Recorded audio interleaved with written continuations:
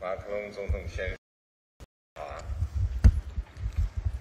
正像你刚才说的，这是你时隔3年多以后，再次对中国进行的国事访问。3年多来国际形势交织，在双方共同努力下，中法关系保持了积极稳健的发展势头。我们通过线上线下各种方式，保持着高密度、高质量的战略沟通。两国在抗击新冠肺炎疫情中相互支持，中法双边贸易额实现较快增长，航空航天、农业、食品等领域的合作取得了重要成果。两国在气候变化、生物多样性、非洲发展等议题上密切沟通和协作。当今世界正在经历着深刻的历史之变。中法作为联合国安理会常任理事国和具有独立自主传统的大国，作为世界多极化、国际关系民主化的坚定推动者，有能力、有责任超越分歧和束缚，坚持稳定、互惠、开拓、向上的中法全面战略伙伴关系大方向，践行真正的多边主义，维护世界和平、稳定、繁荣。总统先生这次访问是中国对外全面重启全国两会成功召开后，欧洲国家元首首次访华。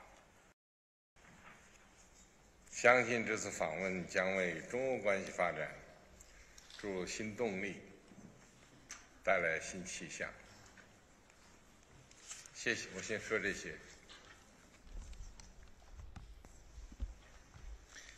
Merci beaucoup, Monsieur le Président. Je suis heureux en effet de vous retrouver, ainsi que ma délégation, et heureux de vous retrouver à Pékin après l'entretien que nous avions eu ensemble à Bali, et un peu plus de 3 ans après la dernière visite d'État, vous le rappeliez, que j'ai pu effectuer ici même à Shanghai. Merci pour votre accueil, Monsieur le Président, et pour aussi tous les travaux préparatoires, et ce qui va nous permettre ensemble de bâtir une stratégie, un partenariat permettant le succès. Vous l'avez rappelé, depuis bientôt 60 ans, nous fêterons le 60e anniversaire de ces relations diplomatiques entre la République populaire française l'année prochaine. Depuis bientôt 60 ans, nous tâchons d'œuvrer pour un monde stable, d'équilibre, où la conversation entre nos deux pays apporte une contribution indispensable au concert des nations. Et en tant que membre permanent du Conseil de sécurité, c'est, je crois, notre devoir en même temps que notre vocation. À ce titre, je souhaite que nous puissions poursuivre, d'abord sur le plan bilatéral, les bonnes relations qui sont les nôtres et le développement des ouvertures, des échanges humains, évidemment, et nous y reviendrons, et tout ce qui permet de nourrir le partenariat stratégique sur les domaines humains, culturels, de recherche, mais également économiques et technologiques, de pouvoir développer de manière équilibrée et mutuellement bénéfique nos échanges et réussir ensemble à apporter des réponses à certains des défis qui sont les nôtres, comme celui de la transition écologique. Nous savons les différences qui peuvent exister entre nos modèles et nous en parlerons comme très franche et respectueuse, mais je crois pouvoir dire que nous avons encore beaucoup de choses à faire et que la reprise récente d'ailleurs des échanges humains dans cette direction. Nous évoquerons ensuite, conformément à ce que vous venez d'ailleurs de dire, les grandes questions internationales Et je veux ici vous dire combien, moi, le travail qui a été le nôtre dans le droit fil de nos déclarations de 2019 sur lesquelles a permis des avancées majeures. Celle de la COP de Kunming et Montréal, qui, sous coprésidence chinoise, a permis sur la biodiversité des avancées considérables. Puis, en mars dernier, sur la question de la protection de la haute mer et de la biodiversité en mer avec la négociation dite BBNJ. Tout ça a été possible aussi parce qu'il y a eu cet accord stratégique que nous avions scellé en 2019 sur ces questions. Je souhaite que nous puissions poursuivre sur la lutte contre le dérèglement climatique, la biodiversité, la sécurité alimentaire, mais également un nouveau partenariat financier que nous souhaitons sur la planète, notre travail ensemble. Et à cet égard, le sommet que nous organiserons en juin prochain est un rendez-vous important sur lequel je veux que nous puissions revenir pour travailler ensemble étroitement. Enfin, parler de ce partenariat stratégique bénéfique entre nos deux pays, c'est évidemment parler de la paix et de la stabilité dans le monde. Nous y sommes attachés. Je vous sais attaché ô combien à la fois au respect de la Charte des Nations Unies, au strict respect des textes en vigueur en matière de nucléaire, et donc à tout ce qui permet la paix et la stabilité sur la planète. Et à ce titre, l'agression russe en Ukraine a porté un coup à cette stabilité. Elle a mis fin à des décennies de paix en Europe.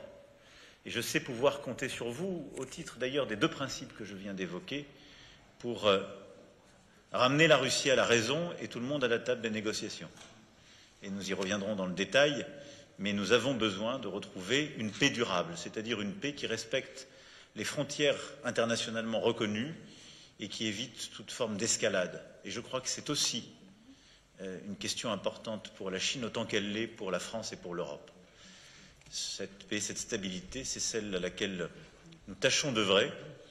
Et je vous remercie une fois encore d'avoir accepté que nous ayons aussi un format trilatéral comme nous l'avions fait lors de votre visite d'État en France il y a quelques années. Vous avez invité la chancelière Merkel et le président Juncker. Nous aurons tout à l'heure l'opportunité aussi d'avoir une discussion sino-européenne avec la présidente de la Commission européenne, Ursula von der Leyen, ce qui, je crois, est une chance et une manière aussi avancer certaines des questions qui nous lient.